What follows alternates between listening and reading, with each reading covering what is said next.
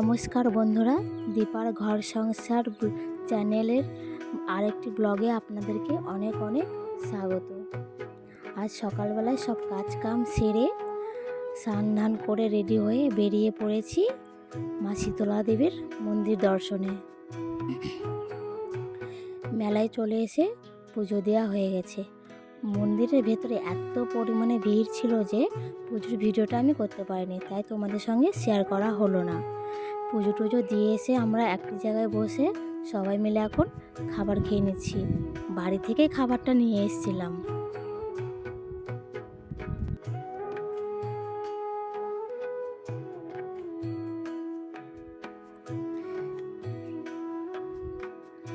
খাবার খাওয়া দাওয়ার পর এখন আমরা একটু মেলা দেখে ঘুরতে যাব।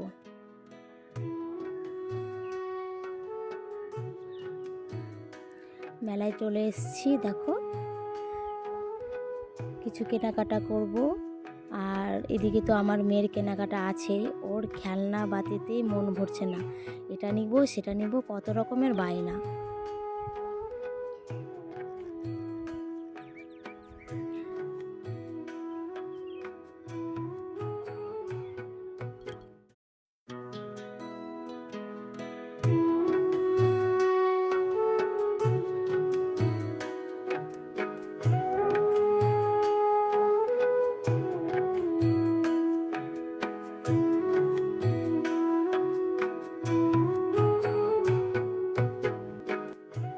পুজো দেওয়া শেষ, মেলা দেখাও শেষ, এখন আমরা বেরিয়ে পড়েছি বাড়ির উদ্দেশ্যে।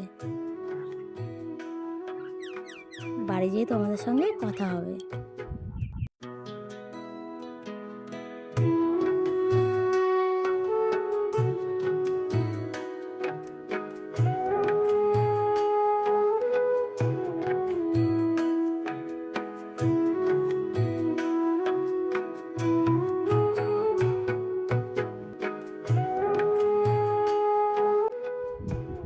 আমি বাড়ি চলে এসেছি। বাড়িতে এসেই দেখি বাবার সব রান্না হয়ে গেছে। যখন আমি বাড়ি চলে আসি তখন মোটামুটি 12:30টার মতো বাজে। তখন দেখি বাবার সব রান্না প্রায় কমপ্লিট হয়ে গেছে। তো কিছুটা কাজ বাকি ছিল, সেই কাজগুলো আমি করে নিয়েছি। সেই কাজগুলো করে নেওয়ার পরে একটু পায়েস রান্না করে নিয়েছিলাম। তারপরে এদিকে খাওয়া দাওয়া সেরে এসে দেখি আমার মেয়ে দুষ্টুমি করতে শুরু করে দিয়েছে ওর কাকুর সঙ্গে। এদিকে সকালবেলায় তাড়াহুড়ো করে বেরিয়ে গিয়েছিলাম তো, আর তখন আরাধ্যার বাবা শুয়েছিল, ওই জন্য আমার ঘর পরিষ্কার করা একটু কোনো হয়নি। তাই আমি এখন চটপট ঘরের কাজে লেগে পড়েছি।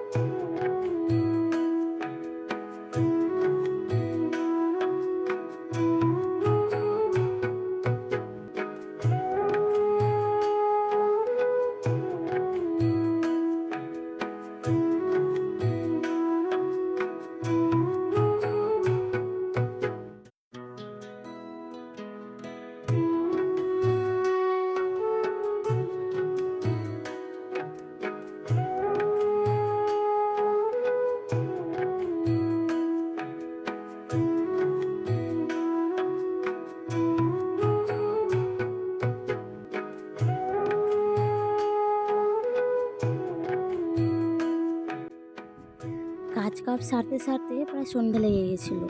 তারপরে সন্ধ্যাটা জেলে বাবাকে চা মুড়ি দিয়ে দিয়েছি। এখন আমি রাতের খাবার বানানোর জন্য বসে পড়েছি। আজকে রাত্রে রুটি করব। আর তরকারি পাতি তেমন কিছু করব না, কারণ দুপুরবেলাকার তরকারি ছিল, আর সকালবেলায় ঘুগনি করেছিলাম, সেটা গরম করে রেখেছি। ওটা দিয়েই রাতের রুটিটা খাওয়া হয়ে যাবে।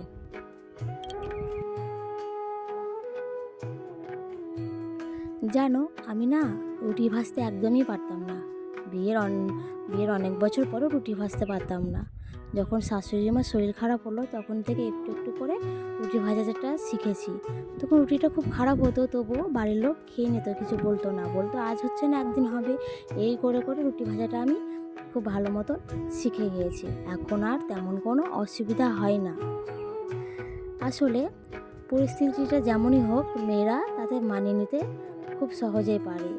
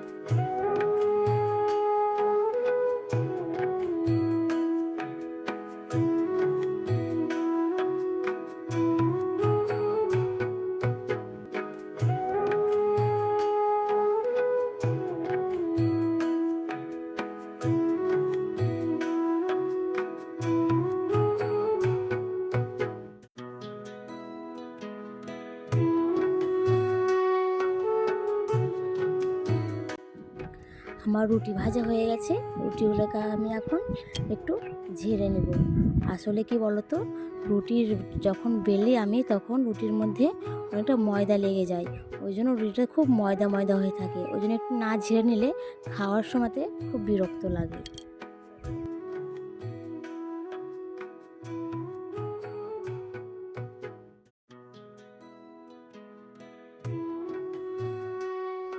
রুটিটা ভেজে গুছিয়ে নিয়েছি। এখন আমি গ্যাসটা পরিষ্কার করে নেব। আর আজকের ভিডিওটি এখানেই শেষ করব। তোমাদের যদি ভিডিওটি ভালো লেগে থাকে তাহলে একটা লাইক, কমেন্ট আর শেয়ার করে দিও, আর সাবস্ক্রাইব করে আমার পাশে থেকো।